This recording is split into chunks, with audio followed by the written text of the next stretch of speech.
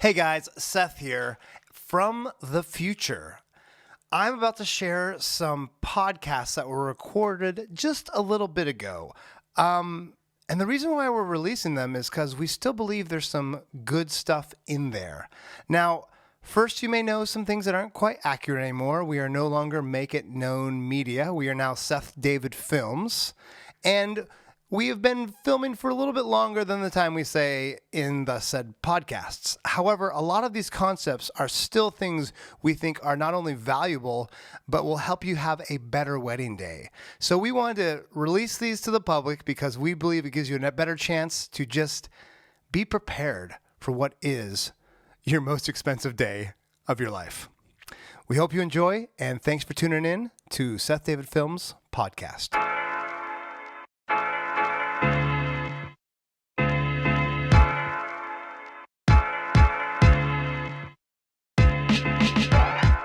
Hello, and thanks for listening. My name is Seth, and I'm here with Elani. Hello, hello.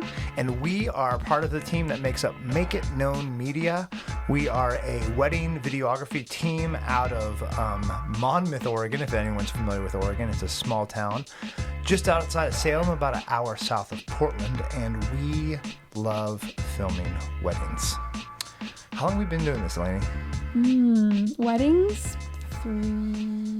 Three years? I think about 3 years. I think we're in our fourth season. 18, 19, 20. Yeah. So it'll be 4 years this year? Yes, this will be our fourth year. And so with that, the average, I've heard, I got to look this up because I don't know these, half the statistics are made up on the spot.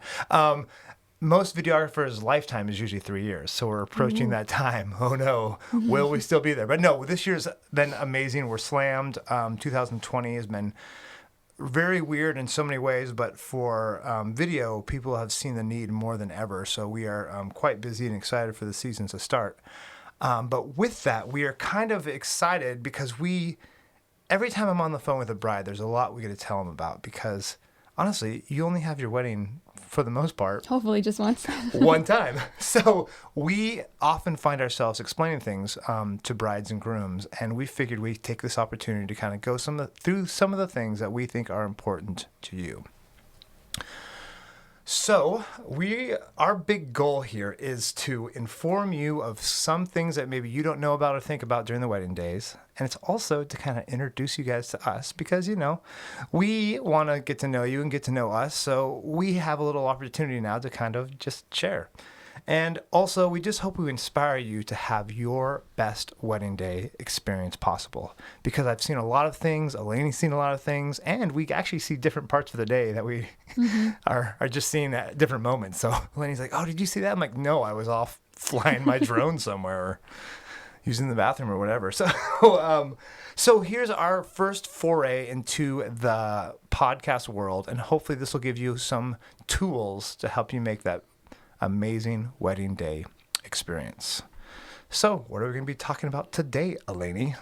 The number one. Should we start with the most important or save that for the last? Well, let's give them the topic and then we'll kind of decide from there. So, what topic are we talking about today? Today, we're going to talk to you about what we want from you as your videographer because we've done a lot of weddings and we have seen a lot of things that work and things that don't work and things that make the video amazing. And some things that we've had to work really hard to move around because it wasn't really thought of. I joke with a lot of my brides. I'm like, yeah, I know it's your day, but I have a lot of needs. All right, honey? No, just kidding. Kind of. So the thing we get to do is we get to think through your day with you with our eyes, with our kind of lenses, if you will, to look at the world. And this world has a lot of beautiful things such as certain lights and certain angles and certain things we do with certain equipment.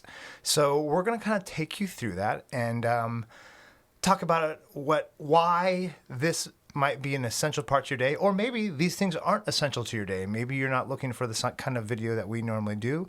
Either way, hopefully this will be some tips that you will use and think about as you move forward.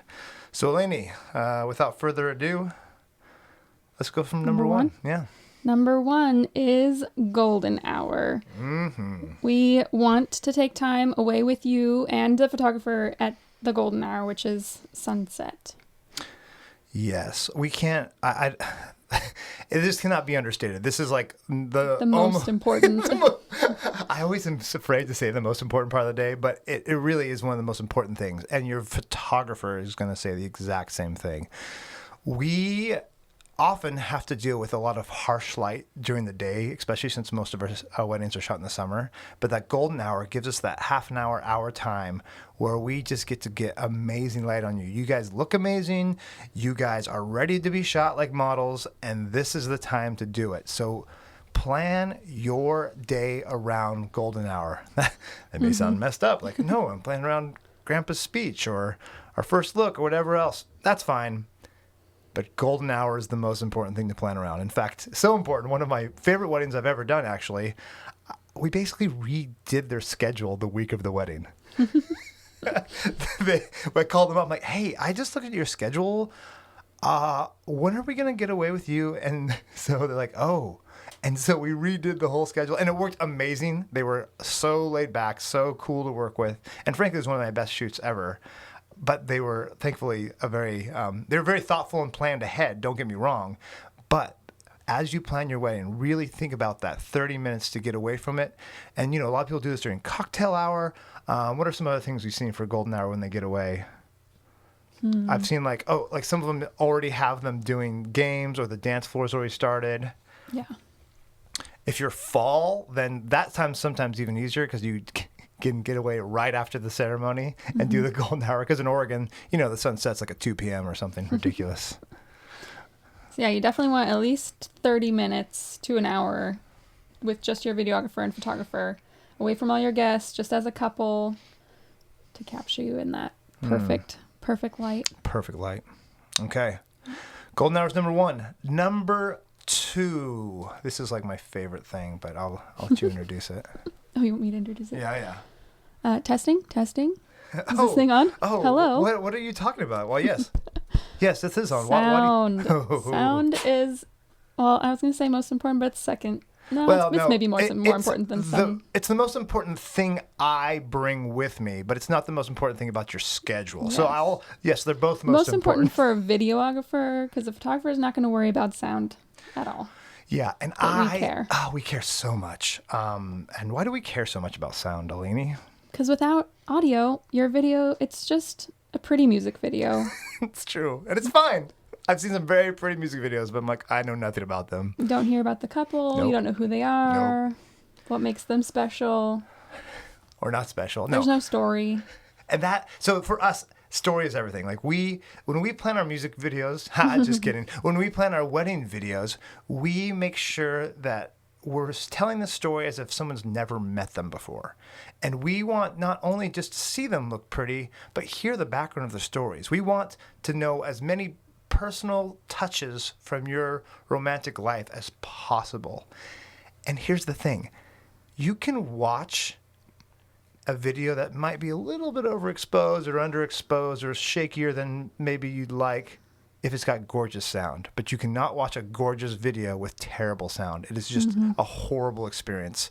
I've learned this from guys who've been working in Hollywood, guys who've been working on like live TV sets. A buddy of mine worked with the Discovery Channel in Asia for a while. He's like, yeah, dude, sound is everything. If you don't have good sound, the whole episode is shot. And I'm like, oh. Because as much as we like to talk about our cameras and our lenses, the most important thing for me are my microphones. And I love to mic everybody. Everybody gets a mic. Yeah. So who is when I say everybody, Elani, what am I usually talking about? Bride and groom, when possible. Bride is sometimes trickier, but it's just so much better when you can mic the bride. Officiants, bestmen, bridesmaids, whoever's giving a speech. Or a prayer. Or a prayer or something special. So yeah, 5. Yeah. 4 or 5 mics. And let me kind of just dive into this a little deeper, get a little dorky techie here. Redundancy is a thing we might like to make sure. Because, of course, there's going to be, not always, but there's usually like a PA system or something that the DJ's got hooked up where they're using a microphone. I don't trust wireless anything. to be honest. So I usually have either a lav mic or a little recorder on the person, or sometimes I even strap another recorder onto the microphone, so I just know I have another layer of it. And then, of course, I'm plugged into the DJ system, so I'm recording from theirs as well. But redundancy is key because something always goes sideways when it comes to sound. So with that, then we get to hear your stories. And oh my goodness, when the stories that are so close to them, when they're I can get whispers, I can get the crying, oh, the moments are so great when I have that microphone close to your mouth. And even if it's a windy day, it doesn't matter because I know I have a safe, close microphone that will get those moments. So sound, the other most important. The other. Oh, this next one's a lot like it. Yeah. So with sound goes the storytelling. And the more elements we have that tell your story, like writing letters, or if you write your own vows, what makes you unique as a couple and sets your wedding apart from all the other weddings? And you're like, oh, come on, everyone does this and everyone does that. Yeah. It's too cheesy. It's too cheesy, or it's not. It's not who we are. Yes, I get it. Often my grooms, sometimes my brides, but my grooms don't want to give a speech or write their own vows, or they don't want to do the first look or something like that. But I always try to get on that phone with both of them and really encourage them, because honestly, I'm kind of an extreme extrovert when it comes to every test I've ever take, whether it be the Myers-Briggs or the what's the new one that everyone's using? It was like the number one. The number one, yeah. I'm whatever the most extroverted person is on that too.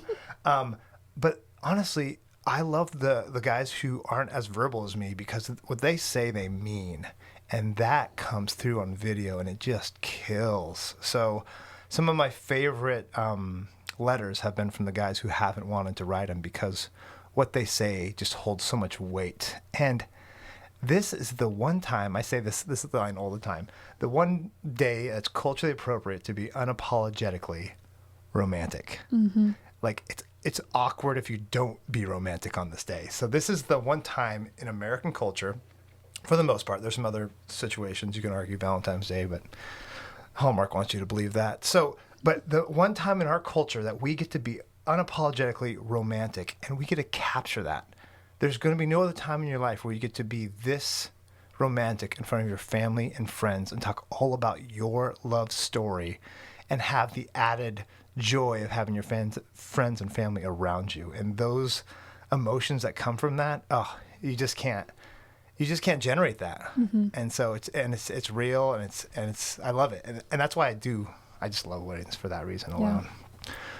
What are some of the favorite storytelling elements you've seen? I love when there's a good speech, which is hard. It's hard to control. You can't, you can ask your friends to give a speech, and you don't know if they're public speakers or how they'll do when you ask them. But hopefully they'll look up a few tips on the internet to guide their speech writing process. But the good speeches that get the whole crowd, laughing or oohing or awing or crying, those, I think, to me, really make a video special. Oh, yeah, you're exactly right. Oh, one that just came up. I've been kind of going back through some of our footage. I'm on TikTok now, so it's awesome, but it's also just a whole different way of looking at videos. But this one girl, I actually did both of her sisters' weddings, and so she's like, "And hello, boys, I am the last single sister. Hey!" And just the crowd went wild. And then from there, she just continued just to kill it, because just connecting and who she was just made the difference. So I'd really encourage you not only to kind of give your speech people tips, but be like, hey, make sure you talk about them as a couple as well. Mm-hmm. Because that's the most awkward when someone's giving a speech and it's all about, me as the speech giver and either the groom or the bride, whoever they know, and it's just them as friends, which is good to include some of those elements, but then totally. Be sure to bring it back around to like, oh, this is when I first met the other half of this couple, and these were my first impressions, and bring it back to who the couple is, because it's their day, not your day. It starts to become, wait a minute, is this about them two, or is this about them and their romance, or are we at a wedding here? That's so funny. And don't get me wrong, like, there is context. We like hearing how people have progressed as, but don't forget to, bring it back around. Bring it back around to the couple. That's what's important. It's like, and I really didn't like you two together. And they just never bring it That's back. But that's great. Even the parts like the parts where they're real, where like I didn't actually get along with him well, but now those Now ones I are. see it. Oh, Now it's great. yeah. And you can't. Video is one of those weird things. Like you can tell when people aren't quite telling like the reality there, when they're just kind of glossing over stuff. It doesn't usually make the highlight reel because it's kind of obvious. Like she's the best, she's the greatest. Oh my god, yeah, it doesn't make the film. You don't believe it. No. We're not going to believe it. But if you're like, yeah, I know, because she got really embarrassed and was super sweaty, or something weird, like something, the weird details are what make things so real, and they just kill. So yeah, speeches are great. I do like letters. And letters on the day of, because it's the beginning of the day. Emotions are still kind of like jittery and not quite there yet.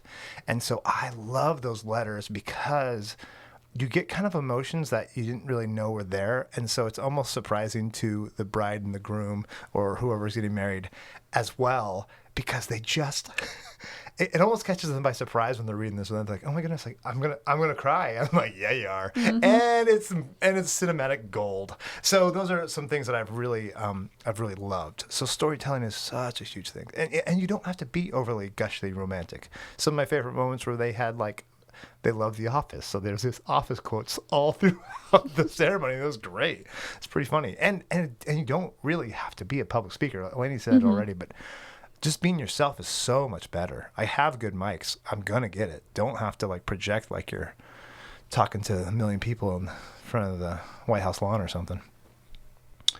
So, and on that, I personally, I love culture stuff. I love things that bring your culture into it. Some of my favorite weddings have been either like a mix or a cross of two different cultures, or they really lean into their cultural background. Now, I get it. Sometimes you're like, it's a love story about us. I'm like, yes, but also don't forget to bring your backgrounds into it. You are who you are through your history. One was this cool mix of like an Irish and a Jewish background, and they mixed those two traditions in this beautiful ceremony. Another one was, it was like a Mexican Catholic background and a Protestant Caucasian background, and the dancing was an awesomely mix of this fun. Another great wedding where I just saw things I have not used to seeing. So I really encourage you to kind of really think about your history and your culture and where you come from, and bring all those elements in. We love family. We love friends. We love the dances. Just bring it all in. We love it all. So, okay, we've talked about golden hour. We've talked about how sound's important, and we've talked about storytelling. What is next? Next up, we have the venue. Oh, yes. Dun, dun, dun.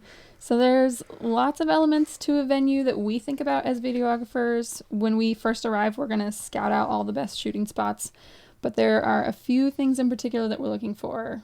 Yeah, so this is kind of like, this could either help you pick a venue, or this could help you think about where you want to be during certain things. Because sometimes I've had couples who wanted to be in a specific spot for the first look, or wanted to be in a specific spot for a speech, or whatever it was.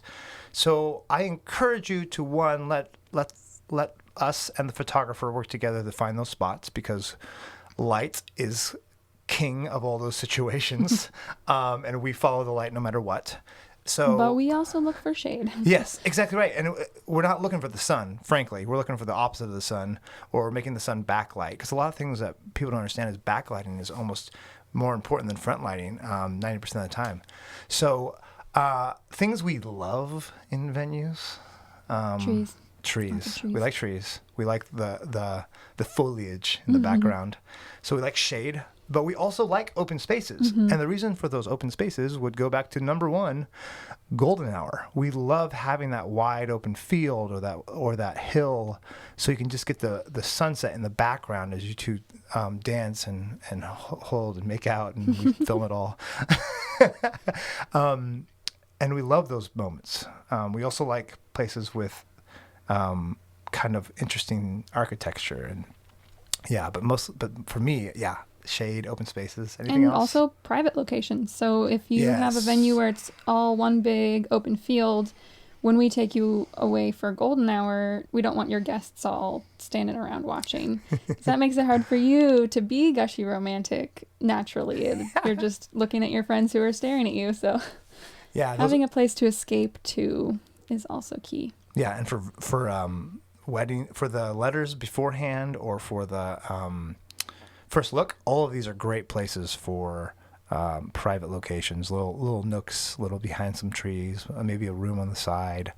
So yeah, all of these things. So those, I guess, those would be the big ones. Shade, preferably have some cool things. Like, cause I like city shoots too. Don't get me wrong. I'm not like anti-city shoots, but even in the city shoots, it's nice to have like that stairway that's away from something, or the little side room that you can read the letters in. And then of course the open spaces, fields. I do like streets at night. That's pretty cool as well.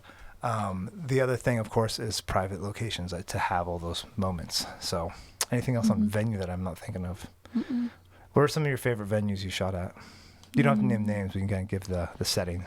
Oh, the mountains. The mountains. You like those ones? The Yeah. mountains, nice. You get that good background. Yeah. No, it's great. Some of my favorite venues have been the ones that have like a mix between like almost like a forest and then a rolling hill, because then I can do a good mix of my drone shots and a good mix of sunset. And it's funny, you don't realize you don't realize how great this location is because of where it faces. But yeah, really think about, and you can even ask your venue, hey, where do people normally do a first look if you're doing a first look? Or where do people normally do a hang couple photos, or hang the dress? And what do they do with the bright sun? Because the hardest time to shoot photo or video is at noon on a sunny day because of shadows on your face. So that's just something to kind of think about when you're picking out your venue. So good luck with that. Okay, so we've done golden hour, sound, storytelling, and the venue.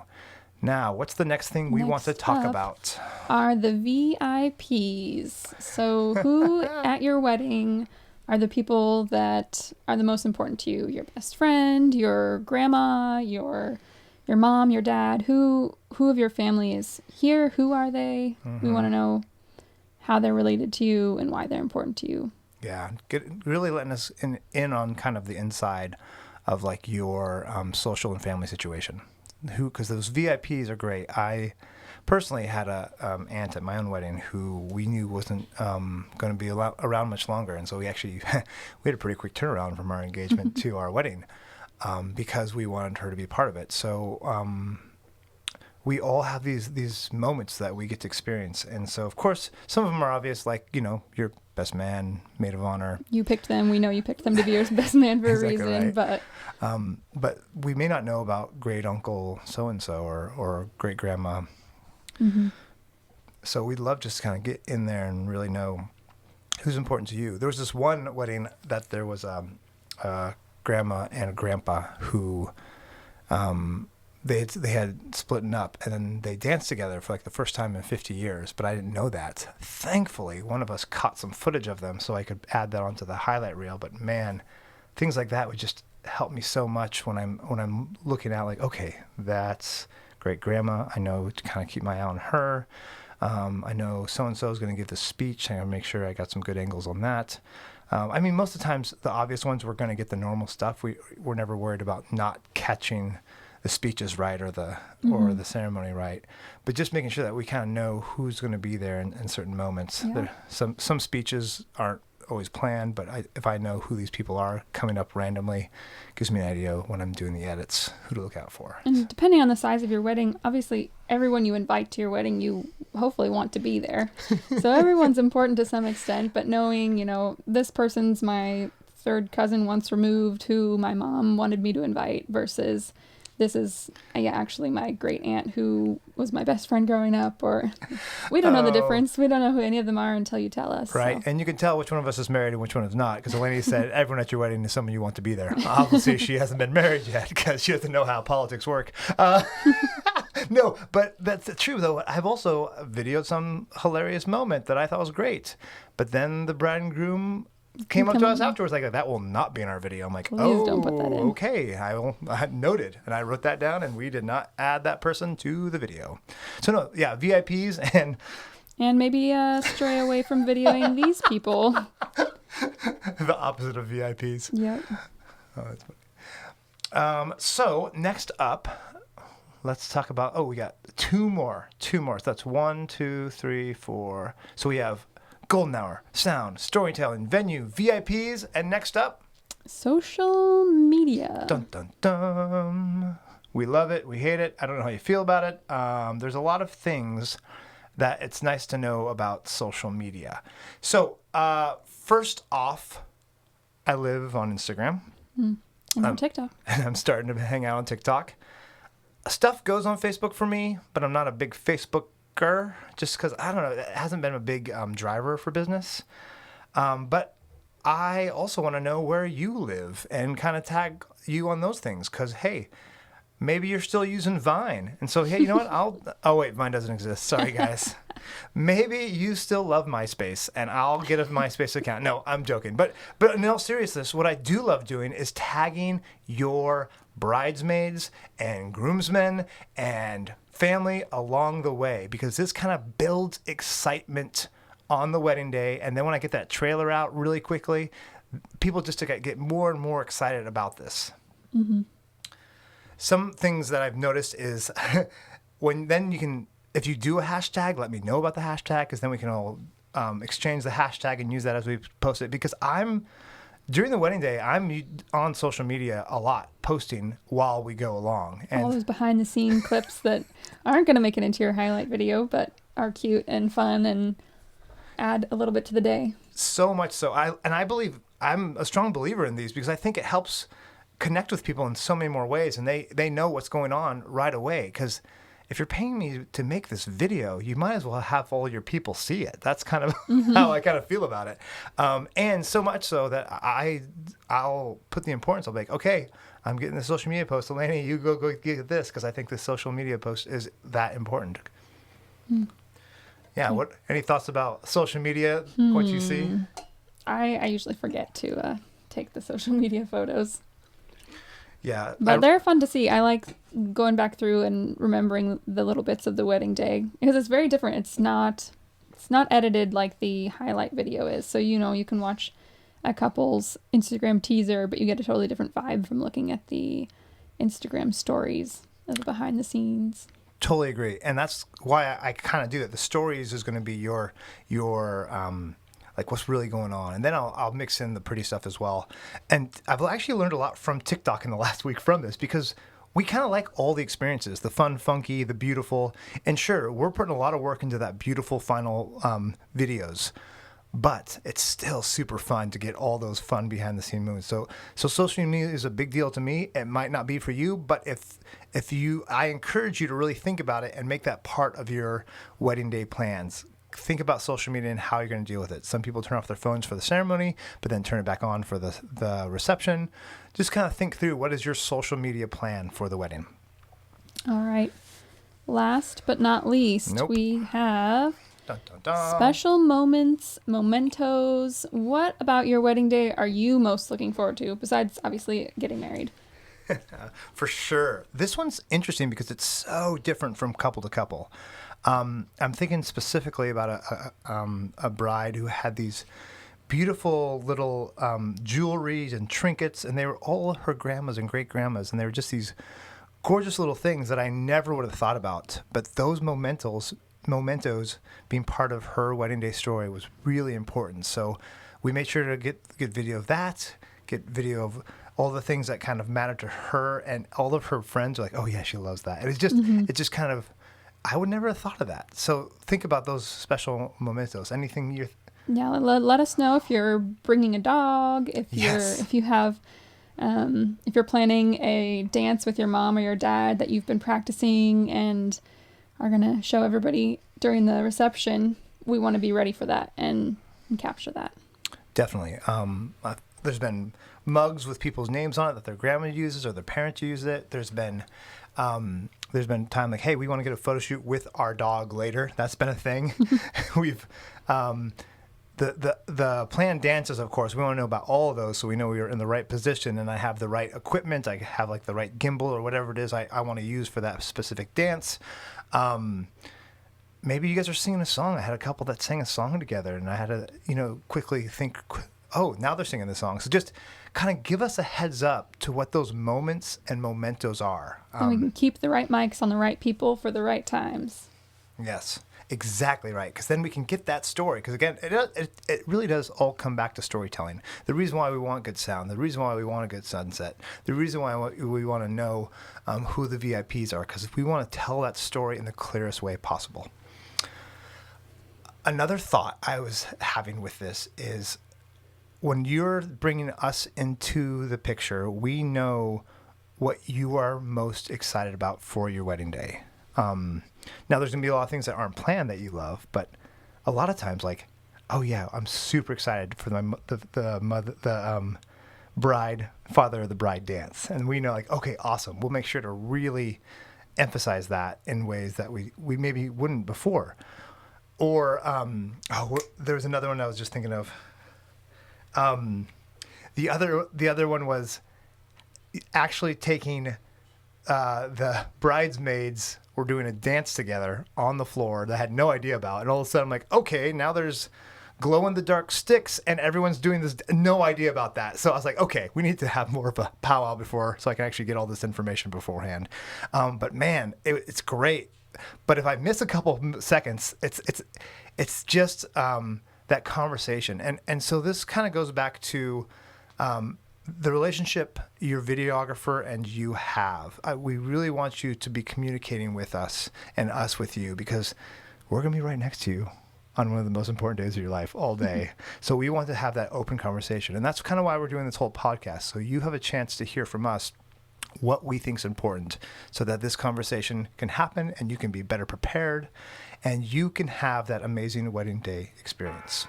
Well, guys, this is Seth and Elani signing off, and this is our first podcast. Hopefully, stay tuned. Stay tuned. We may or may not have more down the road. We'll see. We'll see. How this goes. But we enjoy this chance to hopefully inform you, introduce ourselves, and inspire you to have an amazing wedding day. So stay tuned. Good luck.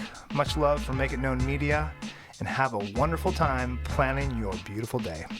Bye, guys.